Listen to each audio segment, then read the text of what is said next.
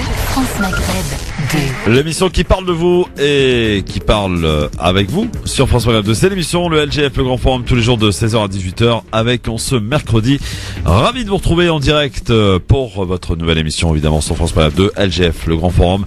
Anan Zawani de la partie. Bonjour Anan. Bonjour Christophe. Comment ça va, cher chers Anan? auditeurs.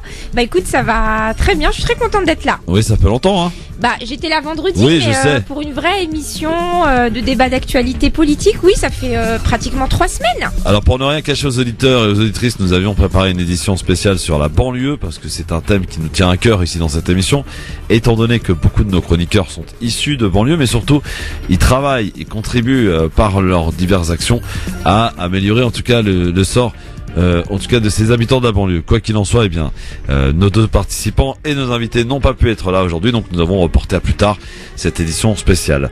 On a hâte de la voir, ça fait un petit moment qu'on Oui. en parle, des combats militants qui étaient portés par nos aïeux dont on parle pas assez, Oui. des nouveaux combats politiques, d'un point de vue associatif également, il y a beaucoup de choses qui se passent en banlieue. D'un point de vue économique, bah, il faut savoir que le 93 c'est le premier département en création d'entreprises. C'est vrai. Donc plein de choses aussi positives, mais bon, on recule pour mieux sauter. Et on... Exactement. Voilà, peut-être après le Ramadan. Eh ben, Inch'Allah. Quoique, Inch'Allah. on peut encore le faire, hein. Le Ramadan Bah n'est oui, pas fini oui, encore, une semaine bien encore. sûr, ouais. Je vous rappelle également la spéciale du Grand Forum, ça approche à grands pas. Là, on est à J-2 semaines maintenant. Enfin, c'est dans 2 semaines. Pourquoi J d'ailleurs, j'en sais rien.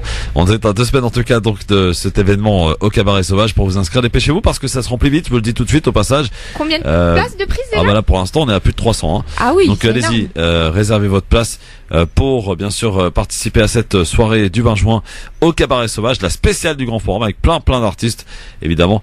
Eh bien www.cabaretsauvage.com. Ma chère Alan, on va parler de quoi avec toi dans ton avis tranché aujourd'hui? Alors, dans mon avis tranché, on va parler des Chibani, donc les Chibani de la SNCF. Donc, souvenez-vous, chers auditeurs et chères Oui. auditrices, on était heureux avec les Chibani de la C'est clair. SNCF car ils avaient gagné leur procès pour discrimination. Oui. Donc près de 170 millions d'euros normalement auraient dû être versés. Et là, branle-bas le combat depuis la semaine dernière, on apprend à travers différents médias et notamment Mediapart que 22 Chibani parmi les 848 portent plainte contre leur avocate. Ah bon? Donc leur avocate, oui, qui s'appelle Clélie de Et pourquoi Lekens Jonas, pour des indemnités qui ne leur auraient pas été versées.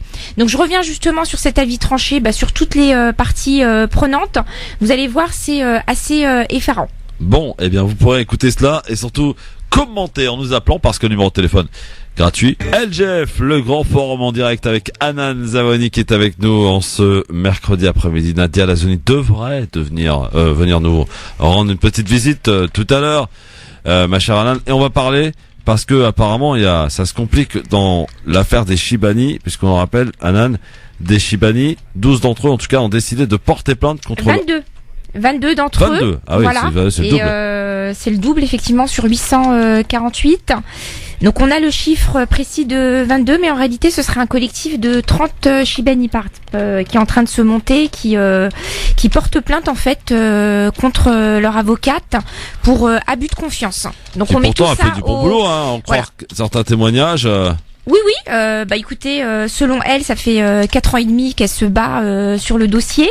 Donc on va en parler lors de notre avis tranché. On apprend qu'il y a eu d'autres intervenants qui se sont occupés du dossier sur ces 12 dernières années, parce que ce dossier dure depuis...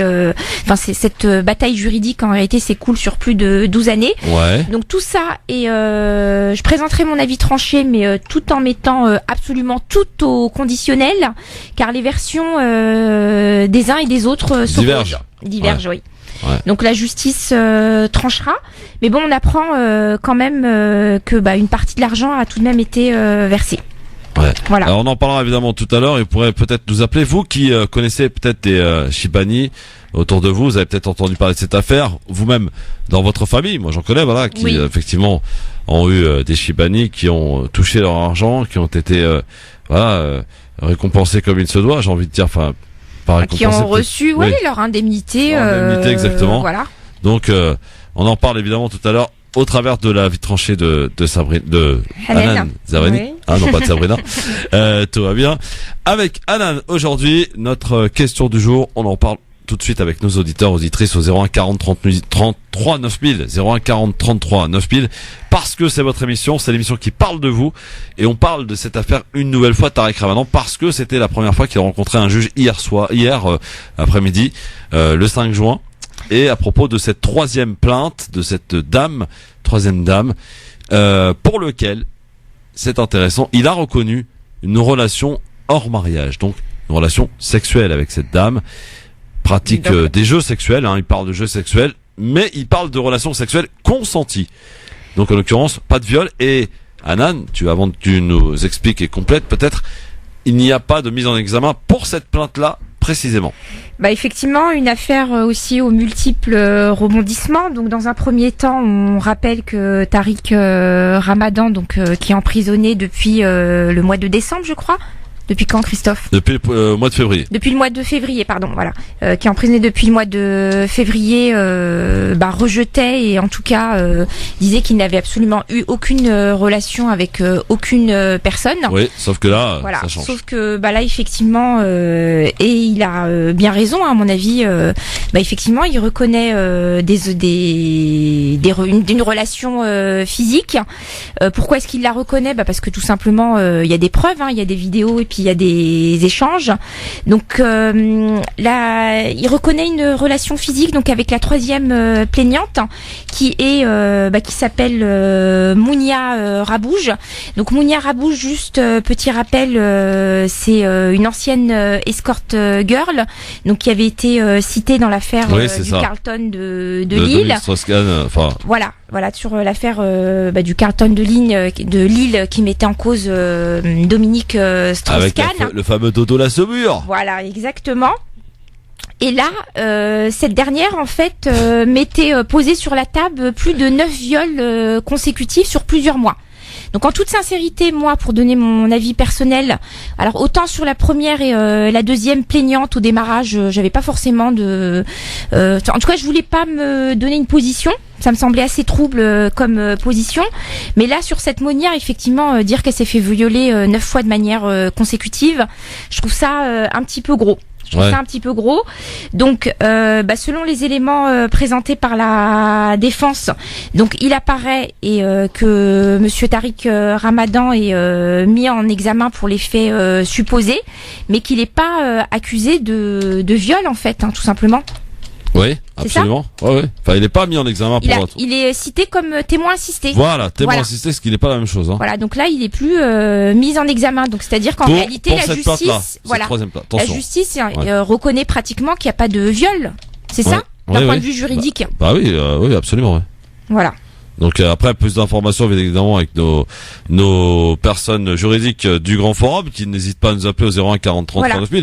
Mais du coup, ce qui se passe, c'est qu'en fait, du fait qu'il soit cité comme témoin assisté, son avocat, il va refaire une demande de mise en liberté. Oui, alors du coup, la question, on vous la pose. Est-ce que après ça, évidemment, il reste encore 3 plaintes, je crois, pour la justice à éplucher.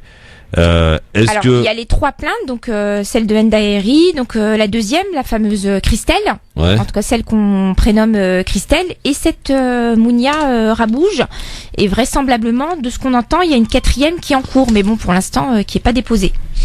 Donc, voilà. Est-ce que pour que la justice puisse, en Suisse. C'est en Suisse, c'est pas en France. Pour que la justice puisse se faire sereinement le concernant, est-ce qu'il serait pas bien peut-être de le libérer ? Est-ce qu'il faut le libérer ? Voilà, on vous la pose cette question clairement.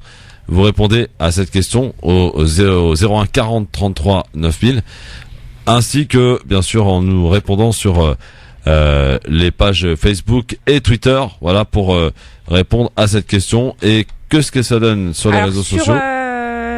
Twitter, donc on a 72% de personnes qui pensent que Tariq Ramadan doit sortir de prison.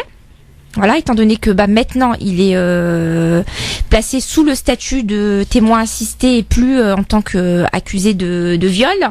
Et sur Twitter, 90% pensent aussi qu'il doit sortir de prison.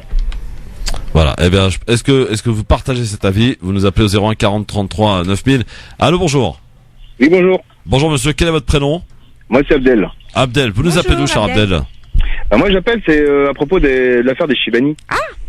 Ah, alors. Ah, et peut-être votre avis sur Tariq Ramadan, puis après on parle Oui, de parce que Chibani. les Chibani, en fait, on va en parler tout à l'heure avec ok, l'avis d'accord. tranché de Hanan Tariq Zawani. Ramadan, je veux dire, jusqu'à preuve du contraire, et le fait que qu'il y ait une présomption d'innocence, tant que moi, on est en France, je veux Voilà. dire, présumé innocent jusqu'à preuve du contraire. Bah c'est ce que disent en fait les différentes personnes qui répondent au questionnaire. Donc à notre sondage en fait, c'est que tant que la présomption d'innocence en fait est pas appliquée pour Tariq Ramadan, et que c'est étonnant. Et donc il réclame effectivement sa libération. Si j'avais bien compris, en fin de compte, c'est parce qu'il a un passeport étranger qui pouvait soi-disant fuir. Voilà, mais bon, alors qu'à Mais bon. côté de ça, il avait bien dit qu'il remettait son passeport. Oui, exactement. Voilà. Oui, il a dit qu'il était prêt à remettre son passeport, donc effectivement, il y a eu toutes les preuves, je vais dire non, mais toutes l'engagement de sa part. Bah, là, ce qui est de plus en plus choquant, cher Christophe et Abdel, c'est Oui. qu'en réalité, on a déjà Enda Aïri, je sais pas si vous en avez entendu parler, Abdel, Oui, qui est j'en ai entendu revenue parler, sur sa après, version initiale. Donc, elle change de jour et de Ouais. lieu d'hôtel. Donc, c'est quand même étonnant. Voilà. Enfin, quand Et on puis te quand tu se t'es fait fait violer, quand tu t'en souviens, violer, voilà, tu t'en souviens. Et surtout, tu te souviens de l'hôtel dans lequel tu as été. Après, que la date, elle s'en souvienne plus, à la rigueur, on peut comprendre, mais Ouais, l'hôtel, c'est quand même très surprenant. Surprenant, voilà. Moi, c'est surtout la question que je me fais, c'est lorsqu'il avait rendez-vous avec l'association à Lyon, je sais pas si vous vous en souvenez. Oui. Oui. Là, par contre, ouais, par contre, j'ai zappé un peu, donc je sais pas s'il en était réellement. Alors, ce qui s'est passé, je mets ça au conditionnel, hein, je pense, Ouais. c'est que Voilà, vaut mieux. il a été récupéré par des bénévoles de l'association en fin de journée et pas le matin. C'est ça, Christophe? Ok. Oui, c'est ça. Non, il a été récupéré par les gens de l'association le matin et pas en fin de journée comme il l'a dit. Oui. Voilà, il aurait été récupéré à l'aéroport D'accord. aux alentours de 11h, ce qui ferait que il aurait été potentiellement présent lors du viol qui aurait eu lieu dans l'après-midi fin Oui. de journée. Voilà. Ouais, Mais là-dessus, jusqu'à preuve du contraire. Voilà, donc ça c'est pour la deuxième plaignante. Exactement. Voilà. Mais bon, beaucoup d'éléments avec un dossier qui s'effrite en réalité, et par contre une justice qui tient toujours, qui reste droite dans ses bottes et qui veut absolument pas le libérer malgré les soucis de santé. Donc là, Bah, peut-être qu'avec ces éléments-là et éléments-là. le fait que maintenant il est cité comme témoin assisté, peut-être qu'ils vont enfin céder à la pression et le libérer. Voilà. Bah, En disons tout cas, que merci, on Abdel. sait Et en tout cas, Abdel, pour les Chibani, si vous les rappelez tout à l'heure, rappelez. Voilà, vous Ouais, écoutez pas de l'avis. souci, parce que j'ai un autre son de cloche, c'est pour ça. Bah, très bien. Ah Non, mais écoutez l'avis tranché, Abdel, et puis vous pourrez appeler évidemment derrière, ok? Ah, ok, pas de souci. Merci, Merci. Abdel. À Sarah tout à l'heure. Tolok, merci Salut. beaucoup. 01 40 33 9000 évidemment pour nous parler de cette affaire. Est-ce qu'il doit, selon vous, sortir de prison? Est-ce que, alors je vais même aller plus loin. On va pas hésiter à dire. Est-ce que, selon vous, après ce qui s'est passé depuis 3-4 mois, est-ce que Tariq Ramadan apparaît comme quelqu'un d'innocent selon vous? Vous répondez à cette question 01 40 33 9000. Bonsoir. Oui, bonsoir, je suis en direct, c'est Samy de Champigny. Salut Samy, qu'est-ce qu'il y a? Ouais, ça va, Christophe. Bonjour, madame. Bonjour, Samy. C'est Hanan. Ouais, bonjour, salam alaikum. Vous allez bien, Alaykoum madame? salam, ça va très bien, merci vous. Alors, moi, je suis un peu énervé sur Tariq Ramadan, parce que déjà, apparemment, il a 9 victimes sur son dos, c'est ça? Il a quoi? 9 Il a victimes. 9 viols sur son dos. Ah non, mais pas du tout. Salim, arrête de Il y dire a des 3 conneries. personnes qui ont je porté crois que vous avez dit, plainte. il avait 9 trucs sur son dos, c'est pour ça que je Non, suis en choqué, fait, là. Monia, ce qu'elle dit, c'est qu'elle l'a Ouais. rencontré 9 fois. Donc, elle le Elle l'a rencontrait pas au rencontré même 9 fois. endroit. Quand il était en déplacement à l'étranger, elle le rejoignait. Mais je suis choqué. Je et- suis choqué, madame. Alors, Comment attendez. Ouais, Et je vous écoute, ouais. ces 9 rencontres, D'accord. elle dit que c'est des viols. Et monsieur Ramadan dit que c'est des rencontres en fait. Mais oui, c'est choquant. C'est de Mais l'adultère. c'est très grave ça, parce que soi-disant, ce monsieur Ramadan, c'est monsieur qui représentait l'islam de France, soi-disant Ouais. que c'était un imam, je sais pas quoi. Et maintenant, celui-là, il fournique. Mais moi, j'ai plus Ouais. confiance en ces gens-là. Hein. Oui, oui. Moi, je les raille de la carte. Tariq Ramadan va en enfer. Voilà, désolé d'être méchant, mais Samy, va en enfer. Moi, je préfère les gens qui croient pas mieux que sa gueule, moi. Ouais. Vous vous rendez compte, madame, ce qu'il fait? Il dit qu'il est croyant et après, il va fourniquer ce mec-là. Après, ils vont nous faire la mort à la Samir, arrête, Non, non, mais Samir, arrête tes conneries, tu vas pas nous faire Désolé croire. de m'énerver, mais je parle vrai. Hein, mais Samy, il dit exactement la même chose que des milliers de personnes sur les réseaux sociaux. Non, Salim, calme-toi d'abord, parce que franchement, tes propos m'énervent un peu. Non, mais attends. Est-ce que tu peux rester naturel? Non, mais quand tu dis ces arabes, tout ça, il faut se calmer. Ok, Salim? Ce que décrit Samy, revoir, en Salim. fait, ce que décrit moi, ça me choque pas sa manière de parler. Oui, après, si, moi ça me choque parce que au bout d'un moment ça suffit. Quand il parle des Arabes, effectivement, ça peut être choquant. Ouais. Mais ce qu'exprime Samy, c'est exactement mais on peut le même l'exprimer avec des choc. mots.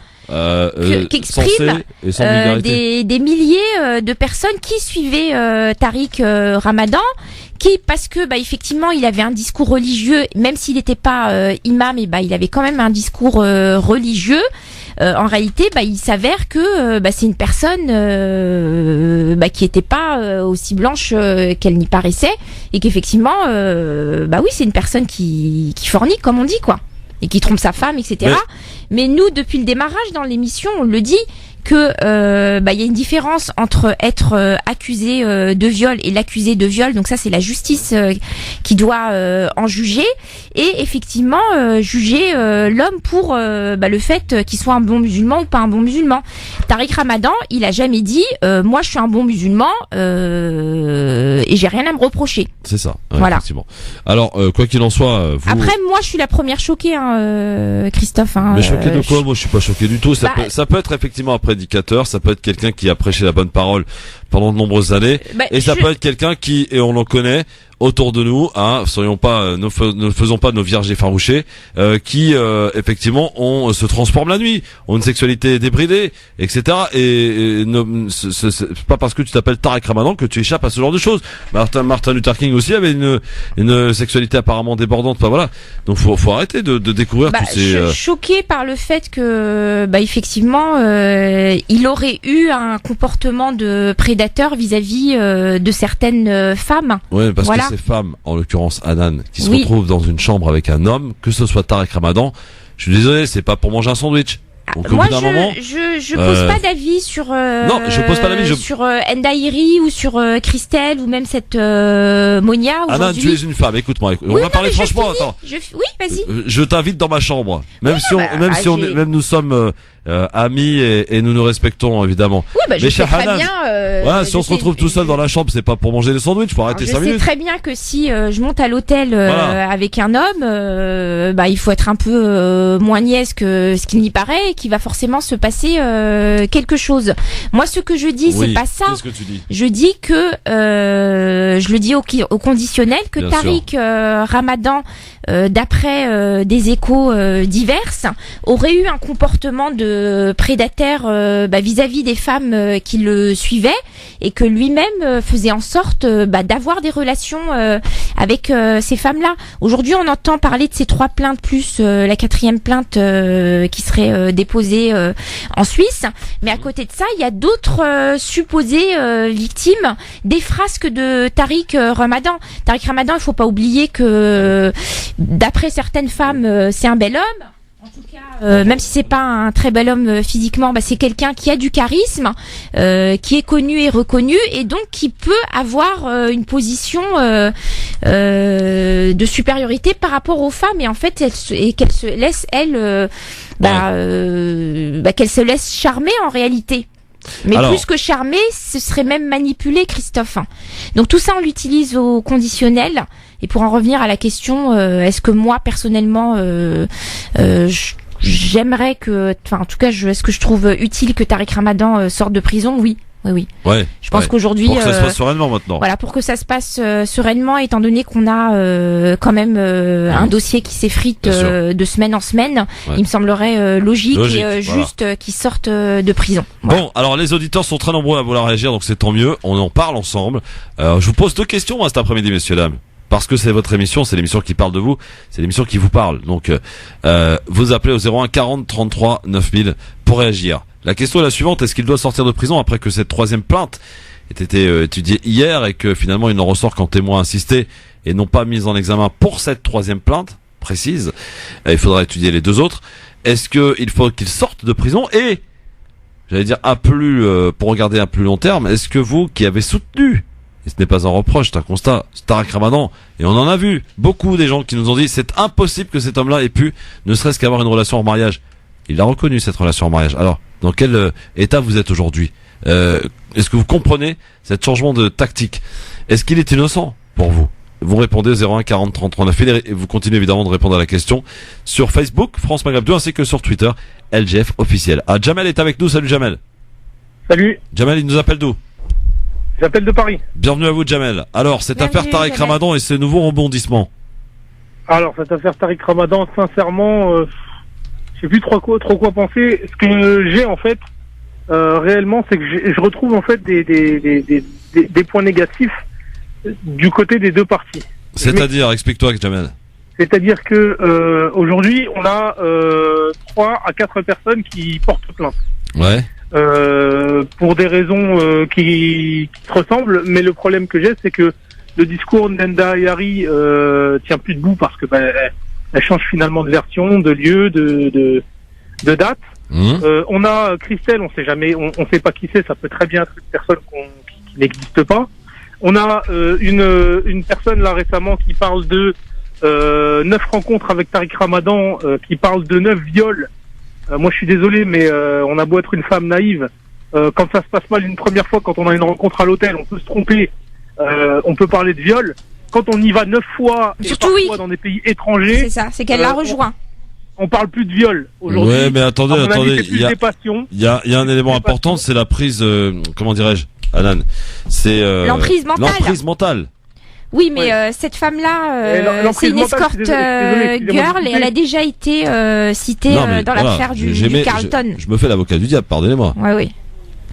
Si je peux me permettre, l'emprise mentale, je suis désolé, mais on a tous un téléphone. Le téléphone peut être coupé. Moi, dès lors que quelqu'un fait des dizaines, voire des centaines de kilomètres pour me Surtout, rejoindre, excusez-moi, je vais Ouais. être un peu cru, mais me rejoindre dans une chambre d'hôtel, faire ce qu'il y a à faire, et puis ensuite parler de viol, et surtout 9 fois. Je suis désolé, moi je vais au restaurant, j'y vais une fois, ça se passe mal, j'y retourne pas. surtout, Jamel, que pour Monia Rabouge, hein, donc l'escorte girl, on a quand même son frère qui l'accuse de mensonge parce qu'elle se serait confiée Oui. à lui Ouais. et qu'elle lui aurait dit écoute, moi je suis là pour prendre de l'argent. Donc aujourd'hui, elle est en guerre contre son frère et son frère ainsi que sa famille, hein, sa mère et en tout cas ses parents disent que la fille est folle et qu'elle est une menteuse. En parlant de leur Bien propre fille. Donc ils viennent défendre en réalité Tariq Ramadan. Donc ils ont aucune raison de faire cela. Et je pense que c'est un des éléments justement qui a permis que Monsieur Ramadan ne soit plus cité qu'en tant que témoin assisté. Parce que les éléments en fait qu'elle a apportés sont pas du tout crédibles. Alors pour rebondir là-dessus justement, après il faut savoir une chose, c'est que moi pour ma part, je le considère pas comme blanc comme neige, dans le Oui. sens où voilà, menteur un jour, menteur toujours. Moi ça c'est mon avis personnel. C'est une figure. Effectivement, ça reste un homme et un homme a des passions, mais il faut pas non plus entre guillemets, quand on a une certaine aura, une certaine emprise, un certain discours qui porte, on se doit de faire un minimum d'efforts. Et je trouve que ça, c'est la pire des choses qui pouvait éventuellement l'atteindre en termes de crédibilité. Après, mon avis est le suivant, c'est que je pense que tout ça, ça a été, si vous voulez, pour moi, c'est des ficelles qui sont tirées. Ouais. Et on a ouvert une brèche, et fatalement, on a une première personne, une deuxième personne, une cinquième personne, une 10e personne, peut-être une 15e personne. Comme vous l'avez dit tout à l'heure, pas mal de personnes qui vont peut-être se manifester dans les semaines ou dans les mois à venir pour essayer de détruire cette image-là. Et il peut rebondir selon vous, Malik, ce sera ma dernière question. Est-ce qu'il peut rebondir après ça, si toutefois il en avait, il s'en avait ressorti innocent? Aucune crédibilité aujourd'hui qui lui sera donnée. Ouais. Moi, je pense pas. Après, il y a aussi des gens qui se voilent la face et qui le voient entre guillemets comme un saint. Bon. Aujourd'hui, il a un discours philosophique et religieux qui porte. Ok, moi je pense que c'est plus philosophique que religieux. Donc il est dans la philosophie. Il essaye d'apporter la philosophie dans la vision de la religion. Merci Jamel, parce qu'on a la pub, en tout cas on a bien compris ce que vous vouliez nous dire. Merci de votre appel et vous continuez parce qu'il y a beaucoup d'appels, donc on va continuer un petit peu Anan d'en parler. Oui. Ça suscite beaucoup de réactions, donc c'est normal. Bah, on en parle. oui. 01 40 33 9000. On fera le point aussi sur Facebook France Maghreb 2 et sur Twitter, et puis on parlera de Netanyahou reçu en grande pompe quand même, faut le dire, à l'Elysée. Est-ce que Macron n'a pas commis une véritable erreur en recevant Netanyahou à l'Elysée hier? Il est venu d'ailleurs parler de son accord iranien. Il était à Berlin lundi, il était à Paris hier, il était en Angleterre aujourd'hui. Il poursuit sa tournée. Pendant ce temps-là, l'Argentine qui a annulé le match amical entre l'Argentine et Israël samedi, officiellement pour des raisons de sécurité. À tout de suite. Merci d'être avec nous en direct sur votre radio France Maghreb 2 dans votre LGF, l'émission qui parle de vous, l'émission qui est avec vous ensemble tous les jours de 16h à 18h avec Anan Zawani. Et aujourd'hui on parle de Tarek Ramadan parce qu'il a rencontré pour la première fois un juge hier qui était là pour établir la dernière plainte, la troisième plainte, pour laquelle il en est ressorti, j'allais pas dire blanchi, mais comme témoin assisté, et il n'est pas mis en examen puisqu'il a reconnu, Tarek Ramadan, une relation hors mariage avec des pratiques sexuelles. Oui, il les a reconnus tout cela, mais il dit que c'était de manière consentie. Du coup, la justice a été convaincue par son argumentaire, d'autant plus que la défense avait apporté beaucoup de vidéos et de photos la veille de cette rencontre avec le juge. Donc ça a porté ses fruits visiblement. Reste à établir donc les deux autres plaintes, notamment celle de Ndayari et Christelle, je crois. C'est hallucinant quand même. Il y a eu 300 vidéos et 1000 photos. C'est hallucinant, quoi. Hallucinant. Ouais. En tout cas, vous nous appelez parce que ça fait beaucoup réagir. Là. Alors non, mais aujourd'hui, la question, il y en a deux finalement. Est-ce qu'il doit sortir de prison après effectivement que cette affaire ressorte quand même quelques incohérences et que la justice puisse faire son travail de manière sereine? Et est-ce que pour vous, aujourd'hui, est-ce qu'il apparaît comme innocent dans tout ce qui lui est reproché? Vous nous appelez au 01 40 33 9000. Nadia de Blanc-Ménil, bonjour. Oui, allô, bonjour. Bonjour Nadia. Bonjour Nadia. Bonjour à tous. Écoutez, moi c'est vrai que cette affaire, elle m'a choquée. Dès que j'en ai entendu parler à la télé, enfin ou même à la radio, j'ai cru que je comprenais pas, parce que c'est quand même une personnalité qui nous représentait, on va dire une des rares personnes qui nous représentait correctement à la télévision et qui avait quand même un discours. Il savait de quoi il parlait. Par rapport aux autres qui nous représentent. Oui, c'est clair qu'il y avait énormément d'espoir en lui, qu'il avait une belle prise de parole. Oui, bien sûr. Il était admiré pour ça. Oui, moi je l'ai vu, j'ai même assisté à des conférences. C'est effectivement, comme vous disiez, il a c'est quelqu'un de très très brillant. Quelqu'un de, oui, vraiment, qui vous touche, qui trouve les mots, quelqu'un de très très cultivé, très intelligent. Et qui connaît vraiment, qui connaît bien, qui sait de quoi il parle. Bon, après, je pense qu'il dérangeait aussi à un moment donné, il a dû en déranger plus d'un. Donc je dis pas, moi je vais pas sur la théorie du complot, parce qu'apparemment, effectivement, il y a eu preuve d'adultère. Après là, on est plus dans le jugement d'un homme, comme disait Christophe, c'est un être humain. Mais c'est vrai que ce qui choque, c'est parce que lui, il avait un discours quand même un peu porteur sur l'islam. Donc, on se doit d'avoir pas d'être exemplaire, mais voilà. Donc c'est ça moi qui me gêne le plus. Après, il y a eu un auditeur tout à l'heure qui a commencé à l'insulter, qui les rend en enfer. Moi, je suis désolé, personne au jour d'aujourd'hui, aucun être humain ne peut dire que qui il est pour dire irréprochable. Même un imam n'est pas irréprochable. Exactement. Notre prophète alayhi salam Mohammed lui-même, qui était un homme, un grand homme, c'était l'homme élu par Dieu, choisi par Dieu pour transmettre le Coran. Il avait lui-même, quand on lit la Sunna, il avait des doutes, il avait des peurs, il avait des craintes, c'était un être humain. Donc c'est facile de jeter la pierre. Après, moi, ce qui me gêne dans tout ça, c'est encore, comme toujours, deux poids, deux mesures. Excusez-moi, quand on dit que Nicolas Hulot on l'a accusé d'avoir, quand même un viol, je veux dire, si cette accusation est là, c'est qu'elle part de quelque chose. On fait pas de fumée sans feu, comme on dit. Puis il y a Gérard Darmanin aussi, où là il y a une réelle plainte, parce que Nicolas Hulot, en réalité, il n'y a pas eu de plainte de déposée récemment, mais pour Gérard Darmanin, il y a une plainte. Voilà, il y a une plainte qui a été déposée et il a été applaudi par l'Assemblée nationale. Nadia, pire que ça, il a été applaudi par l'Assemblée nationale, quoi, je veux dire. Voilà. Mais bon, moi je pars quand même du principe que Tariq Ramadan, c'est dommage, parce qu'effectivement, il avait une place, il avait sa place, il nous représentait, et là malheureusement, maintenant qui va parler pour nous? C'est bien ça le souci. Chergoumi, excusez-moi. C'est bien ça le souci, c'est qu'en termes de représentation, en réalité, on avait que Tariq Ramadan de connu et de reconnu. Et ça, je veux dire, en soi déjà, c'est plus que dommage. Bon, Nadia, pour finir, une petite question. Oui. Est-ce que finalement, imaginons que Tariq Ramadan arrive à être innocenté, qu'il en sort blanchi de cette affaire. Est-ce qu'il pourra rebondir politiquement, tiens, par exemple? Parce qu'on sait on savait qu'il avait des ambitions politiques aussi, hein.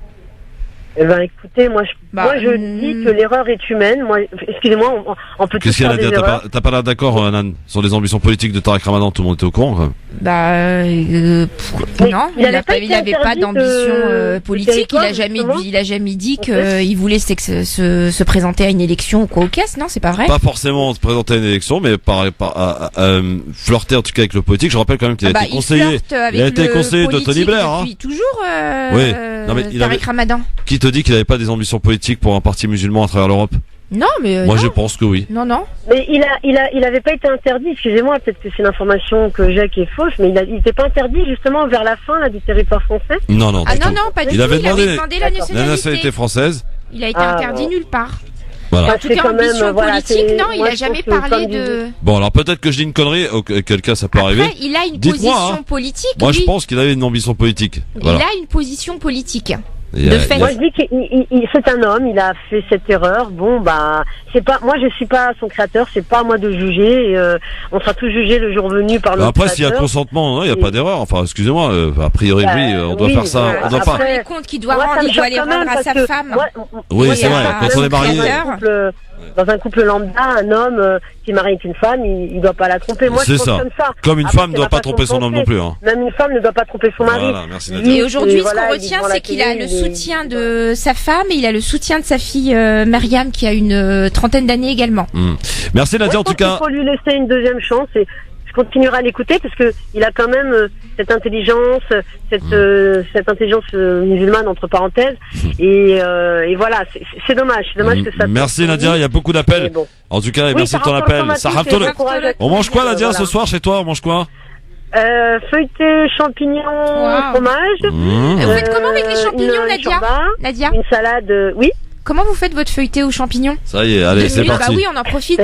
Parce que j'ai une boîte de champignons à la maison, c'est des champignons en conserve. Moi, c'est des frais, hein. Non, c'est des frais. Alors bon. Je fais revenir dans l'huile d'olive avec du beurre, je fais revenir mes champignons. Oui. Je rajoute du persil, un peu de coriandre. D'accord. Je mets tout à la fin du fromage, je mets un peu de crème liquide et un peu de farine pour donner de la consistance. Du sel, du poivre. D'accord. Je prends mes feuilletés, après, pour les feignants, on va l'acheter. On fait des carrés de 2 cm. On met 2 cuillères dedans et on plie comme un losange. Oui, ça je sais les plier, La recette pour les nuls. Merci Nadia. Et on met un petit peu de jaune d'œuf et on met au four. Et fromage, vous mettez quoi comme fromage? C'est de la mozzarella, c'est quoi? Oui, du gruyère, c'est du gruyère. Du gruyère, ma petite, quand même. Allez, ça reste comme. Merci pour votre radio, ce que vous faites. Merci. Vous vous rappelez de Maïté? Oui, bah oui. Oh, la tronche qu'elle avait, Maïté. Oh, arrête, c'est quoi ce sexisme? Elle faisait peur, avec. Elle était hyper suivie, hyper sympa. Et je me souviens, non, mais elle avait son bâton. Piotait le poisson, mais oui, elle avait dégueulasse. son bâton en bois et puis elle frappait le poisson comme ça. Ouais, c'était. C'est une femme à l'ancienne. Ah ouais, non. Alors écoutez, on va éplucher le poisson, on va enlever le foie, hein, et puis le cœur. Moi j'adorais Maïté, elle est géniale. Ah, c'était barbare, ils adoraient, hein. C'était à 11h30, on voit des images de ouf, hein. Maintenant on a Masterchef, c'est moins rigolo, hein. Ah, c'est beaucoup moins rigolo, ouais. En tout cas, tu pourrais concourir. Hein. À Masterchef? Ouais. Ah bah non, pas à ce point-là. Non, si, c'était bon. Tu t'es régalé là? Ouais, merci franchement. Christophe. Ouais. Avant de partir en vacances, aller chez Anan, vous allez voir, c'est mortel. Malik, salut. Oui. Salut Malik. Bonjour. Tu nous appelles d'où, Malik? Salam Malik. De Seine-et-Marne. De Seine-et-Marne. Alors l'affaire Tariq Ramadan vous fait réagir et te fait réagir du coup. C'est concerne l'affaire Ramadan. Oui. Écoutez, moi sur le point de vue judiciaire et médiatique, je trouve que c'est honteux quand même. Ouais. Dans la façon dont ça s'est déroulé, je pense qu'ils en ont profité justement pour le terrasser une fois qu'il avait un genou à terre. Je crois que c'est unique ce traitement médiatique et juridique. Une personne qui dérangeait énormément et qui qui a vulgairement, je vais dire, cassé pas mal de bouches, notamment de grands philosophes, et je pense que Oui, il en a giflé pas mal, comme on dit sur les réseaux. On a frustré plus d'un, donc du coup, ils en ont profité. Après, sur le point de vue éthique, moral, je trouve ça scandaleux de sa part. D'autant plus que c'est un islamologue. Voilà, mais c'est pas un imam, c'est pas la même chose. Hein. Oui, mais c'est un islamologue qui prêche, on va dire aussi la bonne parole, la bonne pensée, qui nous a rappelé à plusieurs reprises que la fornication était un péché, un très très grand péché, que ça soit dans ses conférences ou même dans certaines de ses vidéos et dans ses livres d'ailleurs. Donc c'est quand même assez grave parce qu'il avait une certaine représentativité justement de l'islam, qu'on le veuille ou pas. Oui. Il était très présent dans les médias et c'était quelqu'un d'assez influent dans la communauté. Donc par ce biais-là, je trouve que c'est extrêmement dérangeant en fait. C'est vraiment malsain quoi. Et d'autant plus que c'est pas la première fois. Rappelez-vous qu'il y a quelques années, il a eu aussi une précédente affaire. Oui, avec Majda. Qui s'est réglé en Belgique, qui s'est réglé moyennant finance, on va dire. Oui. Donc à partir de ce moment où il a avoué justement des relations et des jeux sexuels. Donc on peut imaginer que ça a été extrêmement loin dans la perversité sexuelle de Tariq Ramadan. Donc ça me choque, ça me révolte. Et moi, ce qui m'a choqué, je suis assez étonné quoi d'une personne de cette qualité intellectuelle se rabaisser avec des. En plus, si on regarde, excusez-moi, c'est pas pour dénigrer le profil de ces femmes, mais ce sont pas des femmes de rang supérieur quoi. Ce sont des femmes en fait.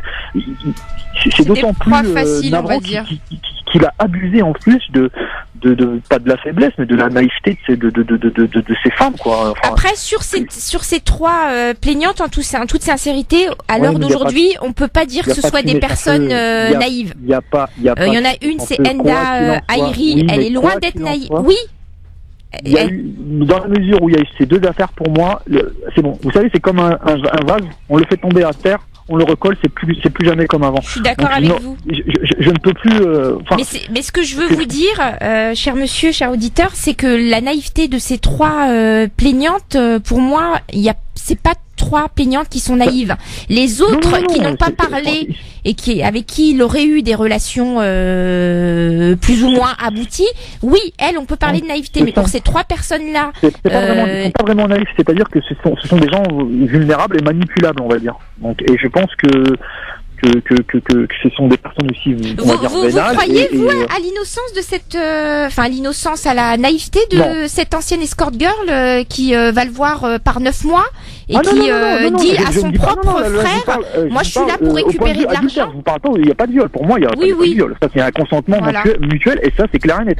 Moi, je vous parle sur le point de l'éthique et de la morale de Tariq Ramadan. Mais par contre, sur les deux, sur ces faits de fornication, il a avoué lui-même quand même avoir non seulement eu des relations sexuelles, mais avoir eu des débats sexuels en fait qui pourraient à mon avis des échanges textos, vidéos, etc. Qui vont extrêmement loin quoi. Donc qui sont.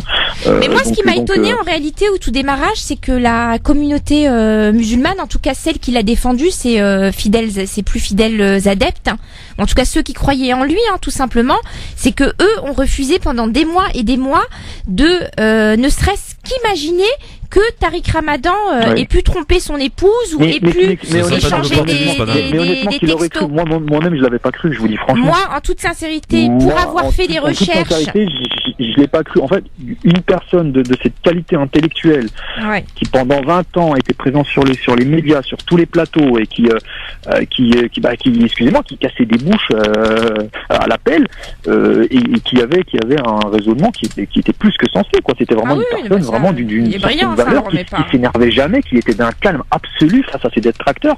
On était très très très très très loin d'imaginer cette face d'ombre de et pourtant il y a des femmes qui ont dénoncé sur les réseaux sociaux, notamment sur Facebook, et qui se sont fait insulter de tous les noms. Vraiment. Mais ce sont des opportunités. Malik, pardon, j'interviens parce qu'il faut que je vous écoute, vous échanger, j'allais dire. Mais il y a des noms. Vous savez, il va falloir que cette affaire se referme et que ça s'apaise. Mais il va falloir dire les choses à un moment ou à un autre. Il y a quand même pas mal de choses qu'on sait, qu'on n'a pas envie de dire aujourd'hui, voilà, pour ne pas atténuer les choses. Mais il y a tous ceux. Regardez un petit peu le fil. Je vais juste vous donner un indice.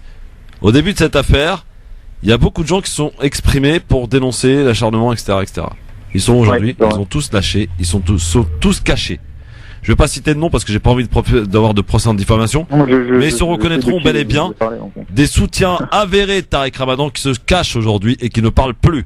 Mais c'est normal, Christophe, dans une certaine façon, ces gens il y avait peut-être une frange de l'opportunisme, c'est tout ce que c'est. Non, il y avait peut-être une frange aussi, non, mais je vous parle de personnes lambda, du comité de soutien moi, je parle lambda. pas, oui.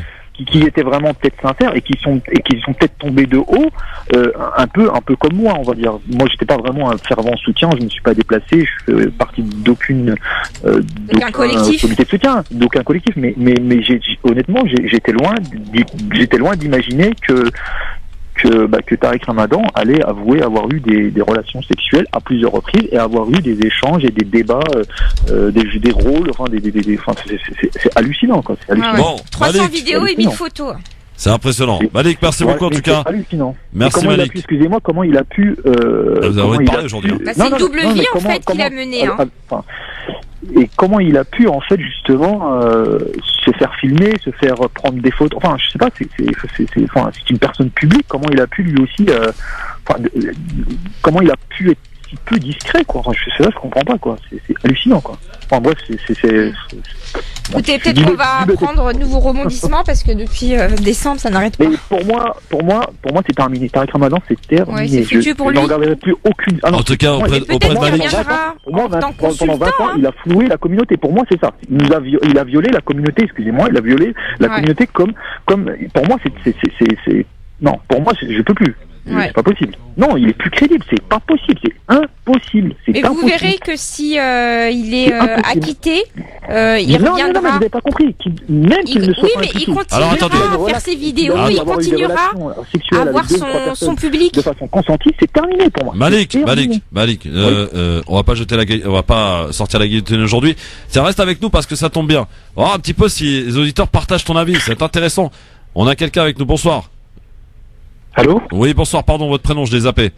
Oui, bonsoir, c'est Karim de Tremblay. Karim de Tremblay, qui est avec nous aussi. Et puis on a une autre personne, tiens, on vous met tous en même temps. Waouh. Ah ouais, on va clôturer le sujet, vous allez voir, ça va être bien. Ahmed, bonsoir Ahmed. Oui, bonsoir. Ahmed, vous nous appelez d'où Ahmed? Alors, je vous appelle d'Aulnay-sous-Bois. Bon, alors, Karim, Aulnay, et notre ami, comment il s'appelle déjà? Mais je sais pas. Mais si, comment ça tu sais pas? Notre ami Malik, voilà, ouais. Malik. Karim et Ahmed sont avec nous en direct à l'antenne. Donc vous avez entendu le propos de notre ami Malik. Est-ce que vous êtes d'accord, mon cher Ahmed, avec Malik? Est-ce que pour vous Tariq Ramadan c'est terminé? Il a violé la communauté musulmane, c'est ce qu'il dit, hein? Pas moi qui le dis. Alors pas du tout. Moi je vais tout à fait à l'inverse de ce qu'il vient de dire. Alors je suis d'accord sur le premier volet de la réponse par rapport au traitement politico-médiatique, etc. C'est n'importe quoi. Après sur le plan de la vie privée et personnel de Tariq Ramadan ou de vous ou de moi ou de qui que ce soit, je pense que c'est vraiment malsain de commencer à juger. Il faut vraiment pas commencer à aller à fouiller parce qu'aujourd'hui personne aujourd'hui peut venir dire ouais je me mets dans le devant de la scène et je suis irréprochable. Si on commence à creuser, on peut trouver des dossiers partout et chez n'importe qui. Ouais. Donc, je pense que nous c'est à personne d'apporter un jugement. Au bout d'un moment, il a fait ses conneries. Au niveau que lui seul sait et que Dieu seul sait, pour moi ça reste entre lui et son créateur. Et ça, pour moi, personne n'aurait jamais dû savoir ce qui se passe entre lui. D'accord, ça c'est ton avis, Ahmed. Ouais. Est-ce que Karim de Tremblay, vous partagez l'avis d'Ahmed ou de Malik? Alors, je partage complètement à 100% ce que vient de dire Tariq. Et malheureusement, je suis obligé. Il n'y a pas de Tariq, donc c'est Malik ou Ahmed.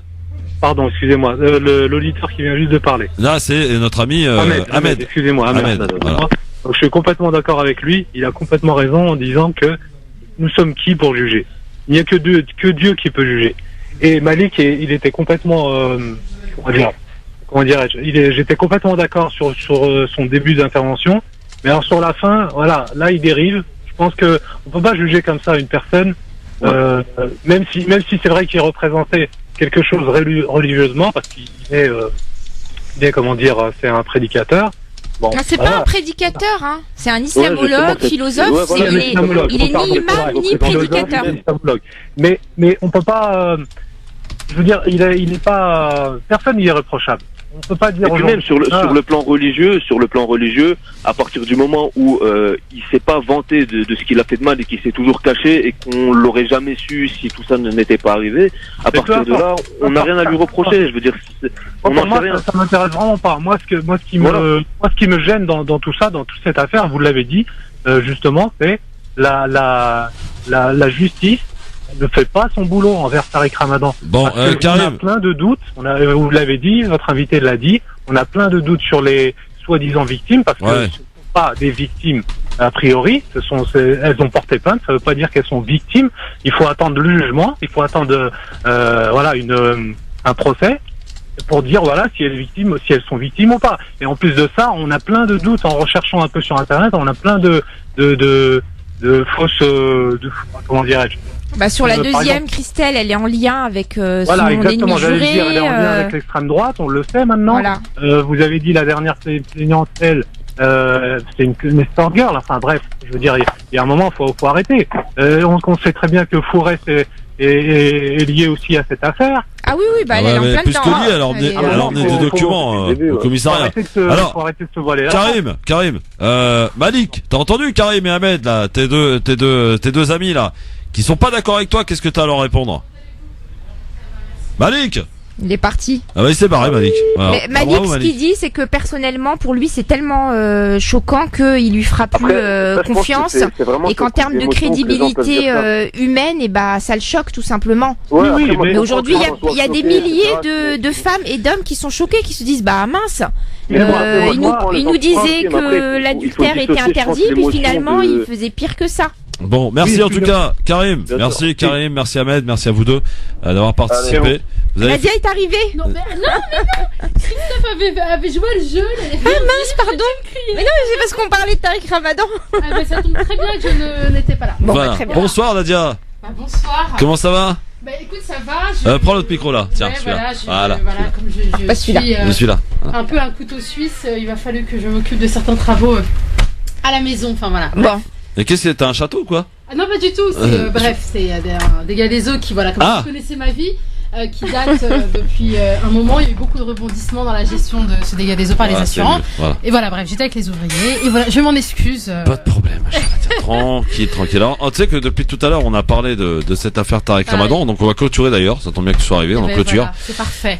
Par rapport au dernier rebondissement, par rapport au fait qu'il ait vu un juge hier et par rapport au fait, que pour la troisième plainte, il est considéré comme témoin assisté et non pas mis en examen. Voilà. Parce que effectivement, il a reconnu des relations sexuelles avec cette jeune femme, mais de manière consentie. Donc la justice visiblement l'a cru puisque elle l'a mis en tant que témoin assisté. Reste à étudier elle l'a cru parce qu'il y a des éléments. Elle a pas. Bien sûr, voilà. Oui, c'est la justice parce que la justice aujourd'hui, elle a plus tendance à être contre Tariq Ramadan qu'à le protéger. Mais donc 300 photos, des vidéos et puis surtout des témoignages qui sont pas concordants en fait. Chose importante et à savoir, c'est que la question que l'on pose aujourd'hui aux auditeurs, est-ce qu'il doit sortir de prison pour que la justice termine son travail de manière sereine? Est-ce que vous considérez, vous, qui étiez des grands défenseurs de Tariq Ramadan au début, ce n'est pas un reproche, est-ce que vous considérez que, pour vous, il apparaît comme innocent? Vous répondez en tout cas à cette question sur Facebook, France Maghreb 2, ainsi que sur Twitter, LGF officiel. Et on va passer à un autre sujet, ma chère Nadia, puisqu'avec Hanan Zamani, on va revenir sur ce qui se passe pour les Chibani, là. Apparemment... Tu me laisses le temps de me préparer? Évidemment, t'as intérêt, parce qu'il y a la pub, en même temps. Okay. Donc, tranquille. Nadia? Oui. Tu nous as préparé un petit truc? Ouais, on a vu. Ouais, c'est un billet d'humeur, on va dire. C'est demain, ça ira mieux. Voilà. Okay. On va faire comme TF1. Demain nous appartient. Voilà, c'est ça. Demain, ça serait plutôt un very bad day. Demain, ça ira mieux. D'accord. Voilà. Écoutez, dans quelques minutes, ça ira mieux quand on aura écouté Hanan Zamani pour réagir juste après. L'avis tranché d'Hanan Zamani, 01 40 33 9000. À tout de suite. LGF, le grand forum. Merci d'être avec nous avec Hanan Zamani. Tu dis quand est-ce que... Oui, Hanan Zamani. Oui, je dis tout. On dit tout, Hanan Zamani. T'inquiète pas. Si vous pouviez voir Christophe, il est bronzé, il est tout doré. Oui, il est tout rouge. J'ai pris le soleil de Milan, de Naples. Oui, Napolitano. Tu nous as même pas raconté ton voyage en Italie. J'ai remarqué que les Italiens sont un peu comme les Tunisiens, ils chantent quand ils parlent. Ah oui. Ah oui, je sais que ça c'est pour les Tunisiens. Et les Italiens c'est Napolitano. Ils chantent. Voilà. Ils ont la même cuisine apparemment, ils font des pizzas. Oui, les pizzas, les pâtes. C'est tout d'ailleurs. Et si, j'ai mangé du poisson, des dorades. Truc de ouf, quoi. Bon, c'était sympa, voilà. Mais Saraf Tolek. Merci beaucoup, Nadia. Saraf Tolek à vous tous pour ce soir. Allez, c'est parti. On va parler maintenant, après d'avoir parlé longuement de Tariq Ramadan, on va parler d'un autre sujet auquel le Grand Forum, et c'est son devoir, s'intéresse, parce qu'il y a quelques zones d'ombre visiblement dans ce qui était et apparaissait comme une grosse victoire, et ça l'est d'ailleurs, des Chibani de la SNCF, de cette avocate qui a fait, semble-t-il, un excellent travail, sauf que on apprend qu'il y a une plainte de déposée contre cet avocat. C'est parti pour l'avis tranché de Hanan Zawani.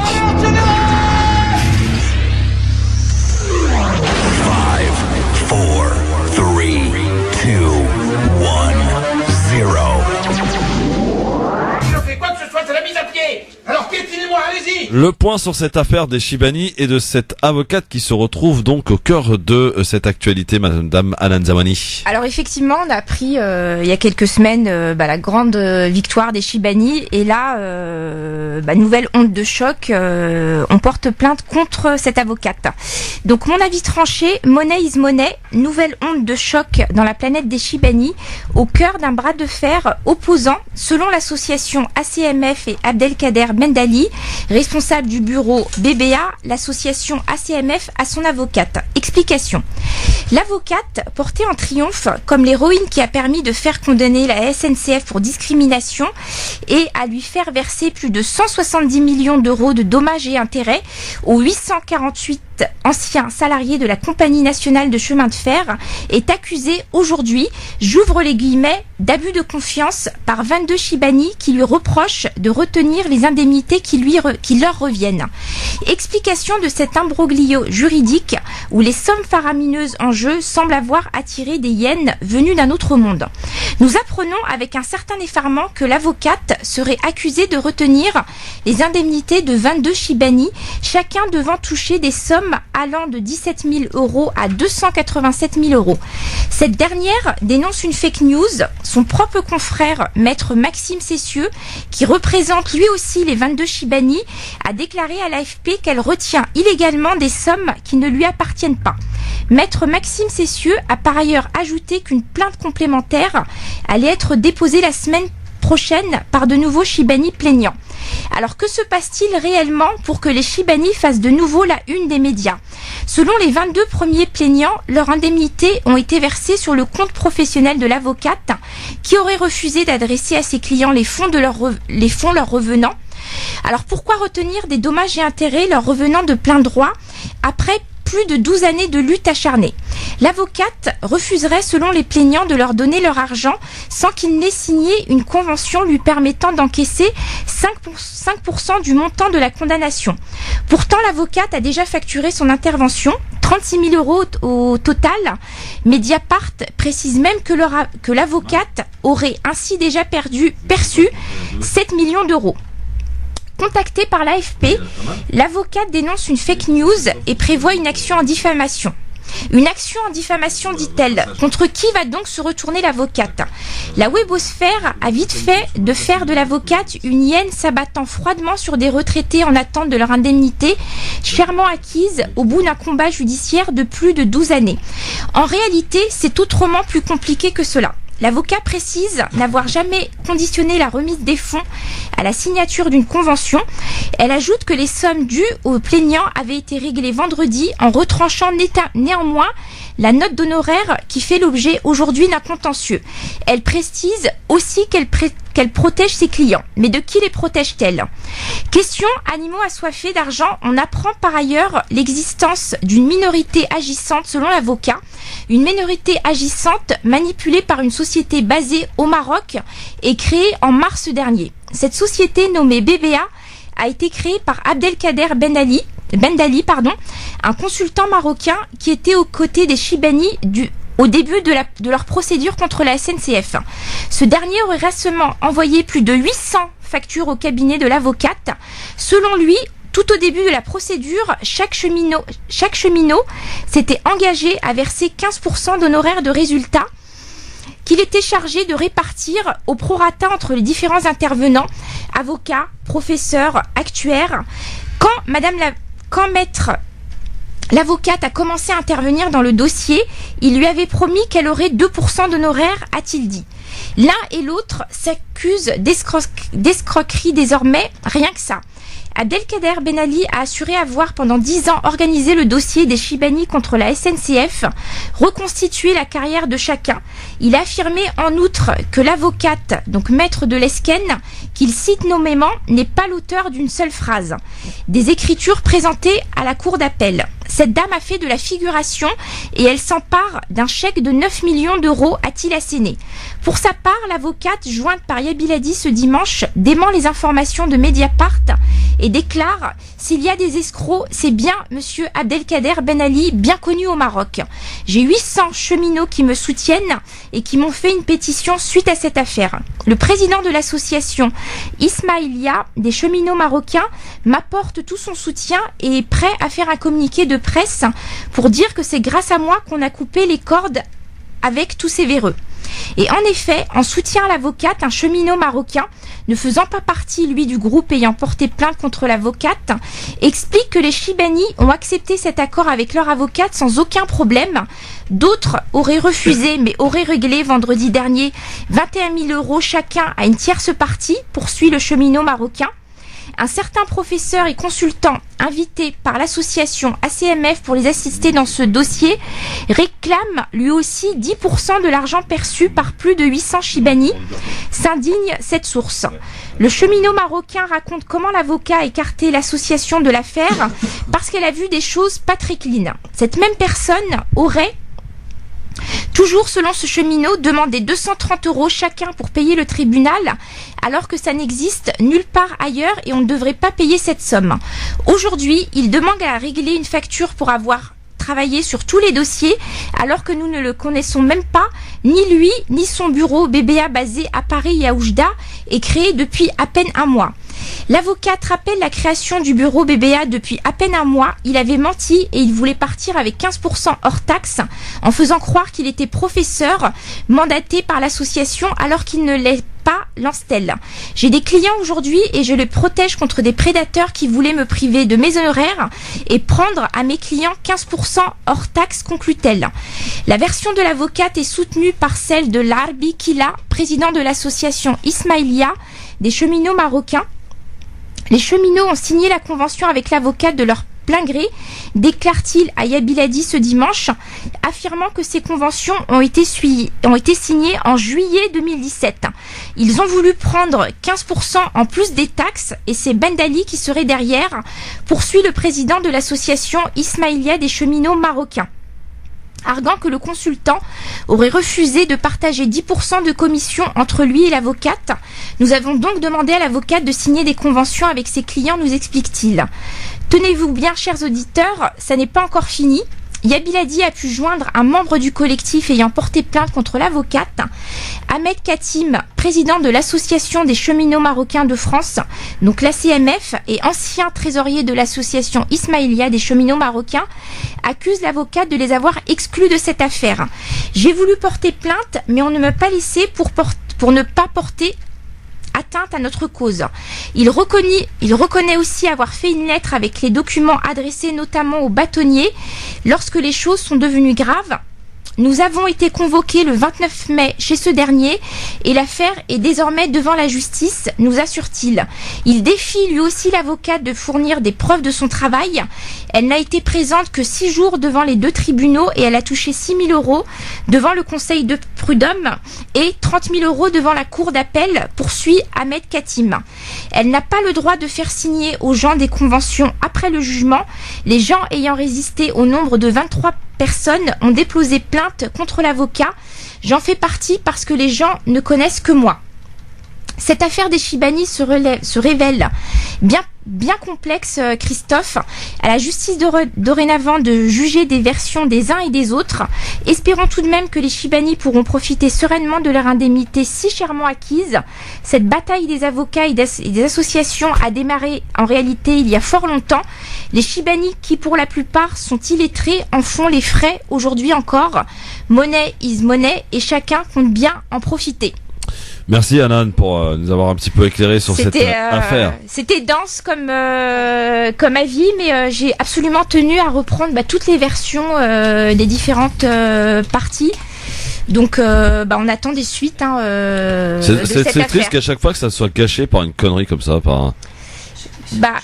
Là Ouais, non mais moi je suis assez effaré quand même de voir que cette information qui était au départ magnifique, je veux dire une belle victoire des Chibani qui par plusieurs années de combat ont réussi à se faire entendre et ont obtenu cette indemnité, que la SNCF ne fasse pas d'appel. Donc on avait une victoire et faut qu'il y ait une petite tâche.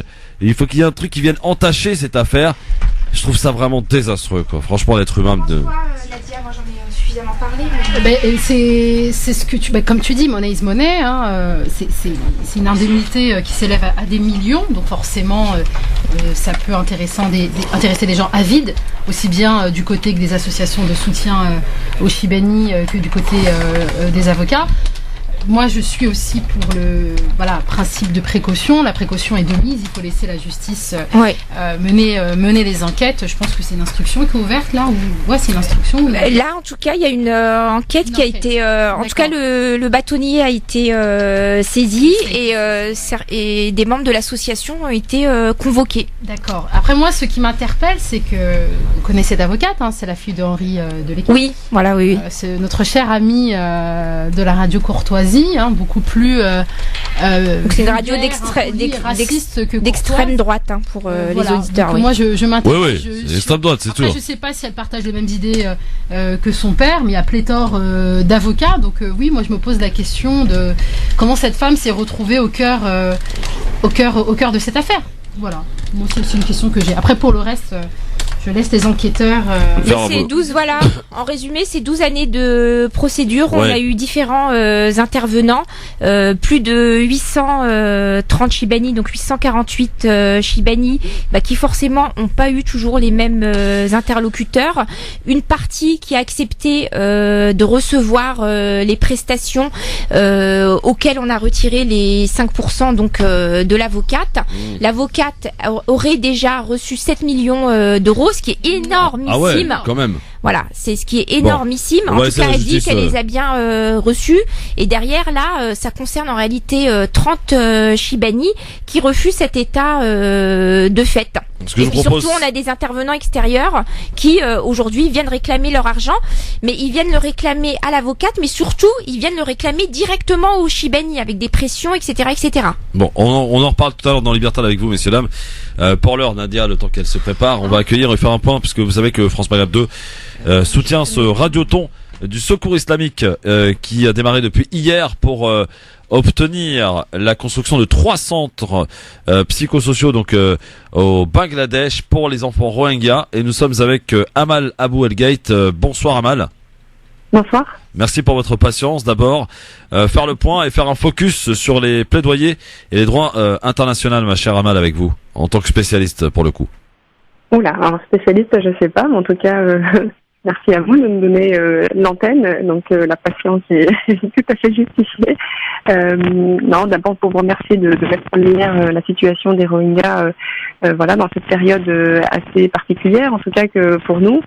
Puisqu'on essaye de soutenir un petit peu les projets, de faire en sorte qu'ils puissent se réaliser pour des personnes qui vivent dans une situation des plus précaires et sur le plan humanitaire des plus graves. Avec le nombre de déplacés, le nombre de réfugiés, comme on le sait, donc on travaille essentiellement sur le Bangladesh, et puis les besoins vraiment basiques de première nécessité, qu'il faut couvrir pour ces personnes-là, les Rohingyas aujourd'hui. Alors on rappelle que ce radioton a pour but de récolter la somme, si je ne m'abuse, de 230 000 euros, qui permettrait de pouvoir construire 3 centres à Mal qui pourraient avoir leur importance plus que une certaine importance et pas des moindres. On en parlait d'ailleurs tout à l'heure avec Ahmed et Kouki, mais aussi un du Secours Islamique, Lionel Lafont, qui est sur place et qui nous disait l'importance de ces 3 centres qui devraient être construits. On a lancé ce pari, j'ai envie de dire, ce radioton. On peut y arriver. Rappelez-nous peut-être, ma chère Amal, l'utilité de ces 3 centres et de quel centre il s'agit pour ceux qui viennent de nous rejoindre.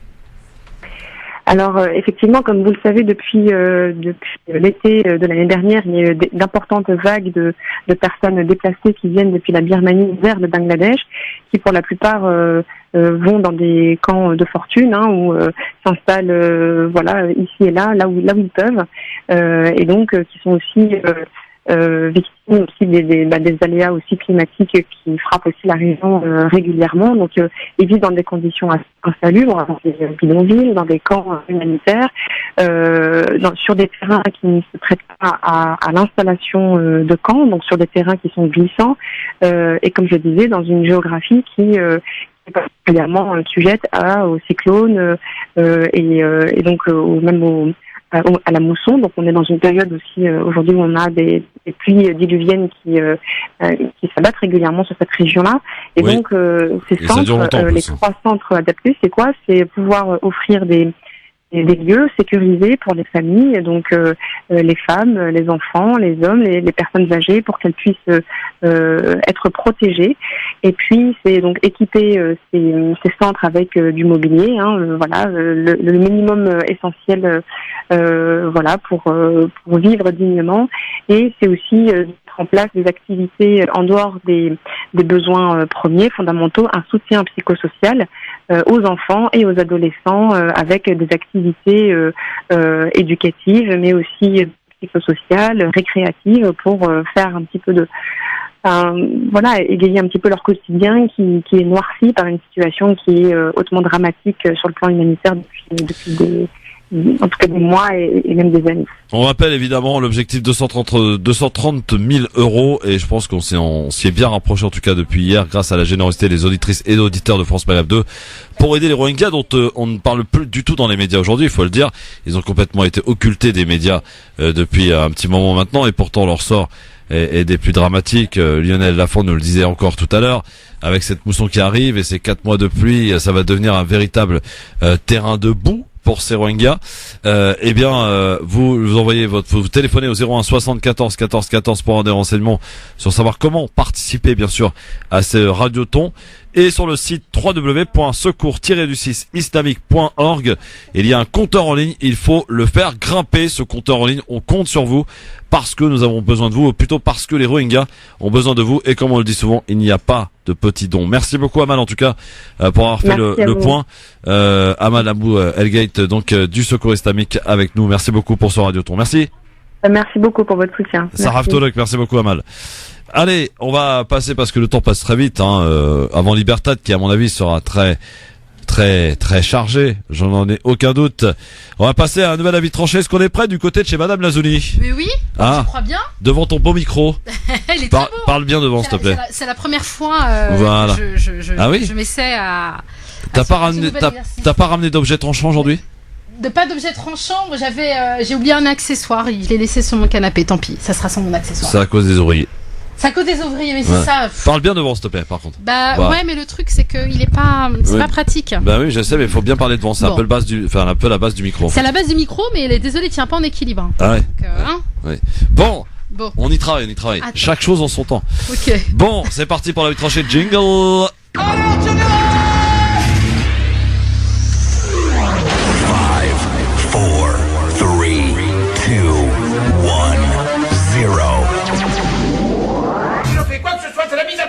Alors piétinez-moi, allez-y. Et on arrive presque au terme de cette émission du Grand Forum, et d'après Nadia Lazouni, demain ça ira mieux. Oui, il y a des jours on a envie de voir personne, et on veut surtout que personne ne nous voie, que personne ne croise notre regard, que personne ne perce nos émotions, que personne ne lise l'affliction sur notre visage qui est souvent bien plus bavard que les mouvements de notre langue. Pourtant au réveil tout allait bien. La nuit fut certes courte, comme pour beaucoup d'entre vous, mais cette dernière décade de mois de Ramadan a une saveur bonbon que les jeûneurs connaissent. J'aurais pu continuer à savourer les douceurs insoupçonnées de cette première nuit impaire, mais j'ai succombé à la pulsion d'aller sur les réseaux sociaux. Erreur fatale. Je découvre que Les allocations, la caisse d'allocation familiale de Dordogne a décidé de suspendre l'agrément et les financements qu'elle octroie à 2 maisons de quartier de Bergerac. L'organisme public reproche à la ville d'ouvrir 2 centres jusqu'à 1h du matin pendant la période de Ramadan, constituant une rupture des principes de neutralité et de laïcité selon elle. Le directeur donc de la cave de Bergerac, Michel Bello, en a informé le maire de la commune, Daniel Garrigue, au cours de la semaine écoulée. Le maire Daniel Garrigue ne comprend pas cette décision, comme nous d'ailleurs. Selon l'élu, ouvrir ces lieux situés dans des quartiers populaires où la population musulmane est importante représente une simple mesure d'ordre public. La religion n'a rien à voir avec cela. On s'adapte aux habitudes des gens durant cette période. Fin de la citation. Il y a dans l'air comme une odeur de délation conjuguée à de l'islamophobie. Rien de nouveau sous le soleil, me répondrez-vous, et vous avez bien raison. Je me déconnecte de Facebook et je jette un coup d'œil à mes messages WhatsApp. J'apprends que Saïd El Bakraoui a reçu 5 balles alors qu'il était dans son jardin le 21 mai dernier. Tu le savais, Christophe ? Absolument pas. Absolument pas. Il succombe à l'acte criminel dont s'est rendu responsable son voisin. 14 jours après, il laisse une épouse, 6 enfants et la pire des injustices qui se profile lentement mais sûrement. Tout le monde le sait dans le village d'Ichou que le mobile est raciste. Je suis en contact indirect avec un proche de la famille qui me le garantit, mais l'autopsie est en cours. Vous entendrez parler d'un conflit de voisinage. Je décroche et file un rendez-vous. Sur le chemin du retour, je tombe sur Latifa Imdeziaten. Je vais à sa rencontre, je lui présente mes condoléances pour son fils et salue son combat. Une femme digne et solaire qui, malgré la pire des épreuves qui soit, la perte d'un être aimé, garde le sourire et résiste. On a longuement discuté de son deuil, de son combat, de cet épisode humiliant au sein de l'Assemblée nationale où elle a été huée en raison de son couvre-chef, du procès Mera où elle a été frappée par un homme qui l'aurait confondue avec la mère de l'assassin, de sa nouvelle vie de personnage public qu'il Merci d'écouter France Maghreb 2, il est pile 18h dans un instant. Coup de cœur et Libertad, voici le flash de Marine Garel. Bonsoir Marine. Bonsoir à tous. Nordal Lelandais a réintégré cet après-midi sa cellule de l'hôpital de Bron dans le Rhône. Il avait été transféré ce matin au domicile de ses parents en Savoie où il vivait avant son incarcération. En cause, une vidéo filmée sur place et découverte dans son téléphone où on voit une fillette de sa famille se faire agresser sexuellement. L'ancien maître chien, déjà mis en examen pour le meurtre de la petite Maëlys et du caporal Arthur Noyer, pourrait être rattrapé par une autre affaire. Elle concerne les disparitions de 2 hommes à la sortie d'un festival au fort de Tamiens en Savoie en 2011 et en 2012. Un juge d'instruction a été désigné pour enquêter. Une vidéo transmise à la justice, tournée au festival en 2012, montrerait un homme qui pourrait ressembler à Nordal Lelandais. Le corps d'une octogénaire a été découverte dans une rivière dans le Lot-et-Garonne où de fortes pluies sont tombées dans la nuit. Les circonstances exactes et les causes du décès ne sont pas encore déterminées. La vieille dame était recherchée par les gendarmes qui ont alerté les pompiers après l'avoir localisée dans le cours d'eau. Par ailleurs, une nonagénaire est morte aujourd'hui à Montmorillon dans la Vienne d'un malaise cardiaque probablement provoqué par ses efforts pour écoper et éponger l'eau dans sa maison inondée. L'habitation avait été inondée et on a relevé autour de la nonagénaire la présence de seaux et de serpillères selon un porte-parole des gendarmes. Amnesty International a enquêté sur les raids menés à Raqqa par la coalition internationale contre l'État islamique. L'ONG affirme que des centaines de civils ont été tués et des milliers d'autres blessés dans la ville syrienne dévastée. L'organisation accuse notamment les États-Unis, le Royaume-Uni et la France. À Roland-Garros, la Roumaine Simona Halep a poussé son adversaire à la faute et s'est qualifiée pour les demi-finales en battant Angélique Kerber. Elle retrouvera Garbine Muguruza au prochain tour. France Maghreb 2, service, info, musique, divertissement. France Maghreb 2. France Maghreb.